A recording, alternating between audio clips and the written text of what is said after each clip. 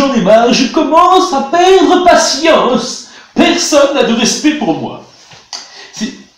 Oh, mais qu'est-ce donc? Il y a un petit mot. Pardon pour toutes les vacheries que vous avez fait. Oh mon maître, oh, ça commence bien. Nous allons nous racheter avec un petit sandwich andouille cornichon. Ça m'a l'air délicieux. Ah, ils ne sont peut-être pas si terribles que ça. En fin de compte, mais non, mais non, mais non. Miam.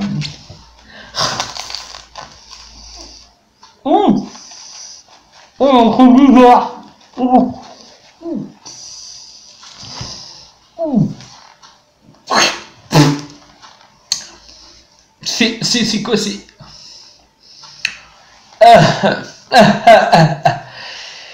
Saint-Capotin. Je vais te tuer! Oh punaise, où est-ce que je vais me cacher? Je suis mal. Vite, vite, vite, vite. Oh, un déguisement, ça tombe bien. Tu ne m'échapperas pas. Où es-tu? Et toi, t'es qui? Retourne-toi, que je puisse voir ton visage. Moi je suis Saint-Cannabis, le mec le plus choudé de la terre. Je remplace Goldie pour son émission d'aujourd'hui. Il a dû prendre du repos, il en a profité pour poser ses jours. Désolé pour ma voix, je suis un peu stone. Un remplaçant, ah oui. Bizarre, Goldie ne m'en a pas fait part qu'il avait un remplaçant pour la journée. De plus, je ne sais même pas où il est d'ailleurs. Étrange. Et tu penses pouvoir faire l'affaire? Alors dépêche-toi de faire la vidéo avant que je t'étripe à la place de ce Saint-Capotin. Je vais le trouver. Il n'y a pas de beaucoup d'endroits où se cacher. Je vais le réduire en pièces. C'est pas passé loin. Bon, en attendant, faut que je fasse la présentation. Comment qu'il faisait Goldie? Merde, j'ai oublié. Pardon pour ce blasphème. Je vais imiter sa voix, ce sera plus simple. Bonjour à tous, chers amis de l'angoisse. C'est pas mal. Tout ça pour vous faire une présentation de plusieurs achats d'une sélection extrême de chez Nose. Parce qu'il n'y a que du Nose, à part le début que je vais vous montrer. C'est un Mad Movie que j'ai chopé sur Rocky. Rocky qui nous balançait les louanges du Seigneur, qui nous balançait les capotes qui a commencé dans un film pornographique. Oh, c'était bien les talons italiens. Magnifique. Voilà, donc sur la saga Rocky Balboa avant tout, mais vous avez des histoires de son enfance, entre guillemets, de sa vie qui a été plutôt dure, avec une mère qui lisait dans les lignes des fesses. C'est pas pour rire. Avec de très belles photos, c'est très bien illustré. Et un père qui était coiffeur. Notre Sylvester Stallone national. Voilà. Contre Dolph Lundgren. Rocky Balboa 4, si je dis pas de bêtises.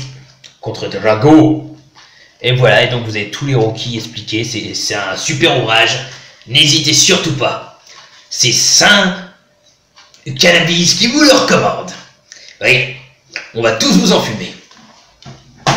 Et ensuite, j'ai chopé donc ce petit paquet de films là. Donc tout d'abord, qui n'est pas une sélection extrême, c'est le seul. En version donc non censurée, j'ai chopé Night of the Dead. Donc pourquoi je l'ai pris? Déjà, parce que la jaquette m'attirait beaucoup. Puis je voyais meilleur film d'horreur, sélection officielle Chicago. Et je trouvais que cette seringue-là faisait un peu penser à la seringue de Reanimator. Human dosage factor is unknown. Increasing the dosage 20 cc's of reagent. Herbert, let's go! No!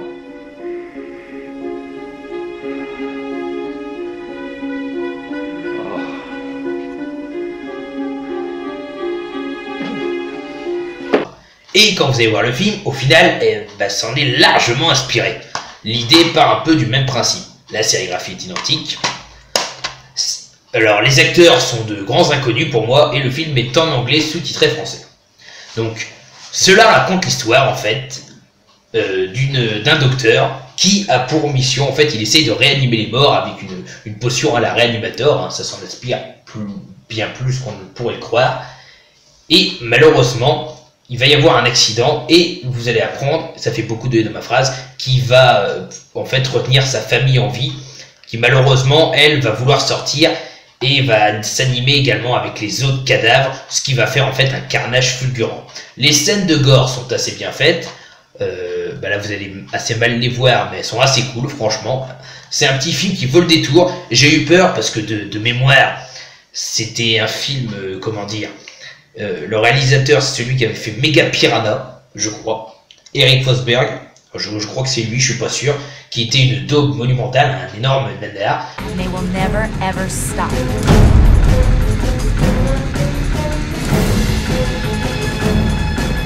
You need to hit these things hard and fast. Mais celui-là, j'avoue qu'il passe assez bien. Après, plus choquant que Réanimateur, comme c'est marqué, non. Un peu plus gore sur certains effets, mais ça vaudra jamais Réanimateur. Enfin voilà, donc ça va être le docteur ainsi que quelques membres de sa famille qui vont se faire attaquer par des patients qui vont avoir, et en fait qui vont revivre, et également la famille, la femme et la fille du docteur qui sont maintenus en vie. Très chouette histoire, Night of the Dead, ça se regarder. Ensuite, donc on a la sélection extrême. Donc on commence avec le numéro 2. Alors là, ça va jusqu'au numéro 15 pour ceux que j'ai. Et j'ai que 4, 5, 6, 7 numéros. Donc il m'en manque encore quelques-uns, dont Breathing Room. Tell me everything you know about why you're here and how we got here.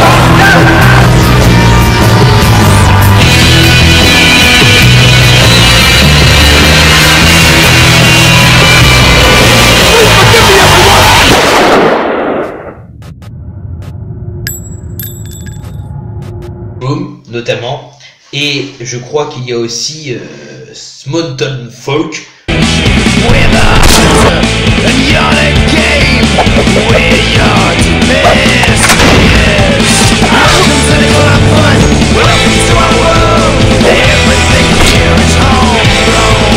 Donc c'est entre guillemets ces deux films à chier, mais je les ai en Blu-ray, et vu que je remplace tous mes Blu-ray, j'essaie de les choper. Et donc dans le coffret Blu-ray que j'essaie de remplacer, il y avait également celui-là, donc je l'ai pris pour ça. Seul contre tous, sélection officielle de Bruxelles, c'est Vanguard. Donc en plus, cette collection est vraiment très jolie avec la serpe avec marqué sélection extrême. Je trouve que c'est un joli contour. Et les tranches sont vraiment très belles, associées tout ensemble avec le numéro et le titre. Donc voilà, le meilleur de l'horreur fantastique. Donc très belle arrière, étonnamment. Donc ça va raconter l'histoire d'un homme, par contre j'ai oublié comment il s'appelle. Ça craint. Enfin bon. Pour vous résumer, ça raconte l'histoire d'un homme qui va survivre à une épidémie de zombies. Mais on ne sait pas pourquoi, on l'entend pas vraiment beaucoup parler. Ah si, il s'appelle Max. Voilà, je crois que c'est ça, c'est Max. On n'entend pas beaucoup parler, l'histoire est assez confuse, part un peu dans tous les sens. Et à un moment, vous allez avoir des soldats. Alors, j'ai rien contre les terroristes, mais ça a entièrement leur gueule. Vous mettez un habit militaire à un terroriste et ça fait les soldats en question. Avec les cheveux, là, avec la crête derrière. Tous basanés à peu près. Hein. Si, non, il y a des blancs, c'est vrai, il y a des blancs.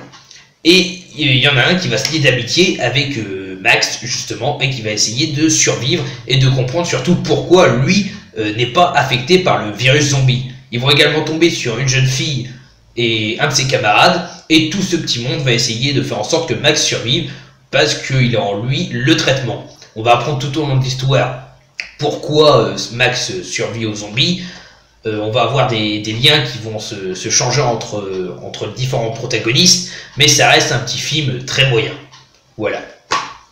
Vanguard, avec une sérigraphie différente qui ressemble à celle de l'arrière, qui est très jolie.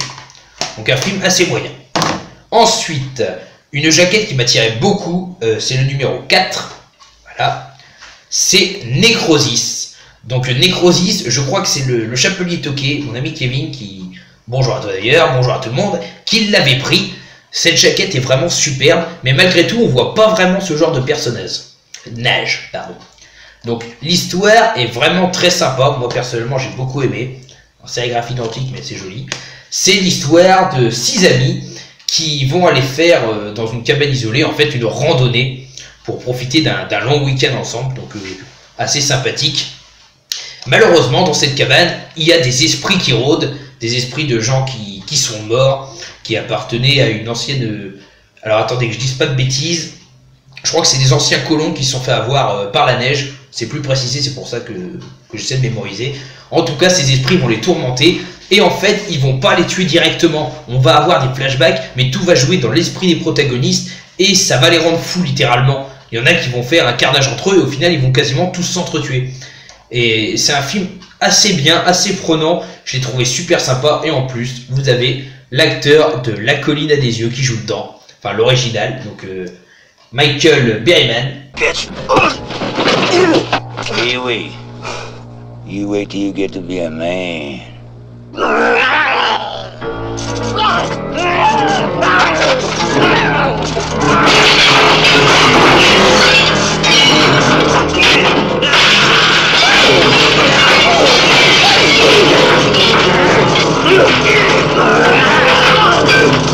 Donc il fait un caméo là-dedans et c'est très, très sympa. En général, on le voit quand même dans pas mal de petits films moins connus. Je l'avais également dans un film genre La Possession de Paul Twist, mais je sais plus comment ça s'appelle. C'est en dessous de zéro ou un truc comme ça, mais en anglais. Donc voilà. Donc Necrosis, une bonne petite trouvaille, j'ai beaucoup aimé. Ensuite, le numéro 5. The Boston Strangler, The Untold Story, tiré d'une histoire vraie, l'étrangleur de Boston. Donc déjà, en général, quand je dis tiré d'une histoire vraie, ça m'attire plutôt pas mal. Il y en a qu'un que j'ai pas pris, c'est 75, et je regrette de ne pas l'avoir pris. Voilà, donc, la sérigraphie.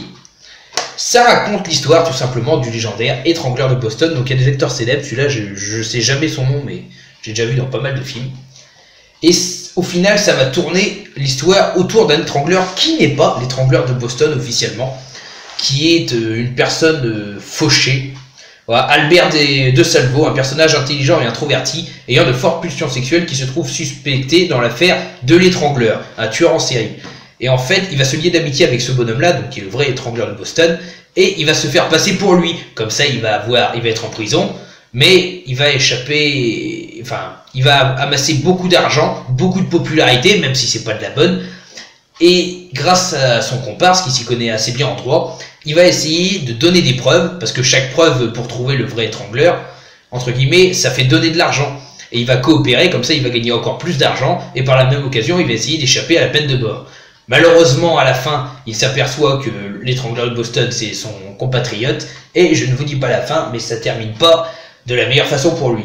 Donc personnellement, j'ai trouvé ce film assez long à se mettre en route, et il n'y a pas vraiment beaucoup d'action. J'ai été assez déçu par ce film. Je ne vous le conseillerais pas, même si le fait que ça soit tiré de faits réels, ça peut rendre la chose intéressante. Ensuite, un petit film que j'ai beaucoup aimé, c'est le numéro 7, c'est Carver.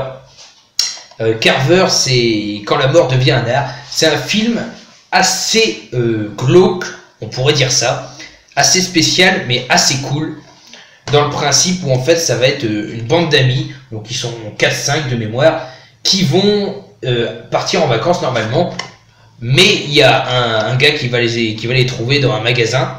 Enfin, ils vont aller dans un magasin, c'est le propriétaire qui va leur demander s'il pourrait les aider dans la rénovation d'une vieille maison, parce qu'il est plus tout jeune et il a besoin d'aide. Les jeunes vont accepter et vont tomber sur une ancienne bobine d'un film où un jeune couple se fait taillader, démanteler, tuer tout simplement par un maniaque. Et à ce moment-là, bizarrement, le film paraît vachement vrai. Et vous allez vous apercevoir que c'est pas pour rien, parce qu'il est vrai, le tueur en question, c'est le fils du propriétaire, et toute l'intrigue va se dérouler autour de ça. Les amis vont se faire tuer un par un, et il y a des scènes ultra gore, dont cette scène-là, si mon montage n'a pas raté, elle va passer.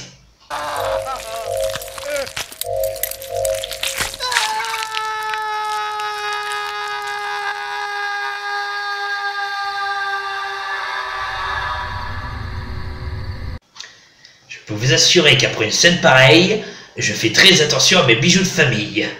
Ça serait dommage quand même, je ne pourrais plus me servir des saintes capotes ultimes. Enfin bref. Et le petit détail cliché, c'est là. Là, vous voyez cette image-là. Quand j'ai vu cette image-là, je me suis dit, c'est le cauchemar de la forêt, c'est juste un autre nom. Parce que cette image-là, elle me fait penser à cette jaquette-là.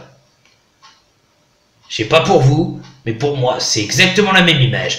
Dites-moi en commentaire d'ailleurs ce que vous en pensez, mais pour moi, c'est exactement la même. Et en fait, c'est pas du tout la même histoire, c'est une image qui a été reprise. Donc Carver, je vous le conseille, très sympa. Ensuite, il en reste que 3, vous inquiétez pas, ça va pas être très long cette vidéo-là pour une fois, enfin 2 fois moins longue que celle d'avant, je pense. Henry Lee Lucas. Donc le numéro 10. Henry Lee Lucas, donc inspiré de faits réels également, de mémoire. Ça raconte l'histoire d'un serial killer qui a été le plus terrifiant de ces dernières années. Donc Henry Lee Lucas est un acteur, un personnage assez spécial. Donc interprété par Antonio Sabato Jr. Et il y a également John Deal qui joue dedans, qui joue notamment dans X-Files et Jurassic Park 3. C'est l'histoire d'un enfant, donc vous allez voir d'abord son enfance, et ça va être mélangé entre son enfance et la vie actuelle. En fait, tout le déroulement, c'est Henry Lee Lucas qui va parler aux policiers pour leur expliquer sa vie et pourquoi il a tué et le nombre de meurtres, parce que cet homme s'est vanté d'avoir tué des centaines et des centaines de personnes durant toute sa vie. Et il se le vante littéralement, je veux dire, il va pas essayer de se cacher et de se défendre, c'est je les ai tués, je l'avoue, je recommencerai. Et vous allez voir qu'il a eu une enfance assez traumatisante, qu'il a jamais fait des bons choix, et que c'était quelqu'un qui était un peu nécrophile à moitié. Il avait des tendances bizarres, ça arrive, et en fait il a mené une vie de pur calvaire, vraiment de pure souffrance, et il a fait souffrir beaucoup de personnes. Cette histoire, je l'ai trouvée assez prenante. Alors elle est un peu longue à se mettre en place, ça paraît pas intéressant au premier abord, mais au final elle est plutôt sympa. Donc le film est quand même assez long de mémoire, 86 minutes, mais ça reste sympathique. Franchement, Henry Lee Lucas, une belle petite trouvaille également. Et il n'en reste que 2. Alors pareil, ça c'est un des films de mon coffret. Le numéro 11, c'est The Night of the Living Dead. Alors, c'est très perturbant comme film, mais c'est complètement barré. D'une force, il y a eu 5 récompenses spéciales fantastiques, mention spéciale du jury, 16 sélections officielles. Avec une sérigraphie qui est très jolie, là, le cœur en seringue. Et l'acteur principal qui joue l'enfant, c'est celui-là, d'Alice au Pays des Merveilles, qui a fait un bref caméo. Nurse Mary's going to be looking after me. James, are you in there? I had a call from her, and she can't make it anymore, so... Now that I'm the man of the house... Une vraie gueule de con, quoi. Donc c'est l'histoire, tout simplement, de Lord Donald Brockplank. Alors attendez, qui joue dans Harry Potter à la Coupe de Feu. Ouais, c'est quand même pas mal. Et Entretien avec un vampire. Ah oui, c'est je crois, qui joue le père de celui qui meurt dans Harry Potter et la Coupe de Feu, il me semble. Voilà. Et son fils James, qui est schizophrène. Donc voilà, que je vous ai dit, qui joue également dans 28 jours plus tard. Donc le problème, c'est que Lord, il vit avec une femme qui est très très malade, et donc un fils schizophrène qui a vraiment des... Vous allez voir dans sa tête, des fois c'est un truc de fou, et qui va passer également dans des stades assez bizarres. Malheureusement, Lord va devoir s'absenter, et le fils veut garder absolument sa mère. D'ailleurs, il joue très bien le rôle, c'est balèze. Je vais vous montrer un petit extrait. Il est vraiment dérangé de chez dérangé. Et du coup, ça va être vraiment... l'histoire, ça va être le gamin qui va... Normalement, il y a une femme qui s'occupe de sa mère, et il va vouloir s'en occuper à sa place, donc il va faire en sorte de faire croire qu'elle n'est pas là. La femme va partir, et on va suivre le déroulement. Et en fait, il va faire plus de mal que de bien. La fin est complètement starbrée, mais finalement assez bien réfléchi, je vous laisserai la voir. Et c'est le passage entre le réel et ce que sa schizophrénie lui montre, qui est vraiment impressionnant. Il y a des choses qui sont quand même mal faites, mais l'ensemble de l'histoire est assez cohérente et nous perd dans le fait que c'est complètement barré. Ce côté-là, pour moi, est très bien amené. Et c'est un film, une curiosité plus qu'un film d'horreur, que je vous conseille de voir. Et le dernier film, ça fait déjà 15 minutes, mine de rien, dont la jaquette était la plus attrayante pour ma part, que j'ai vu. Le film est assez court et en fait passe très très bien. C'est le numéro 15, c'est Sick Nurse. Je trouve la jaquette super belle.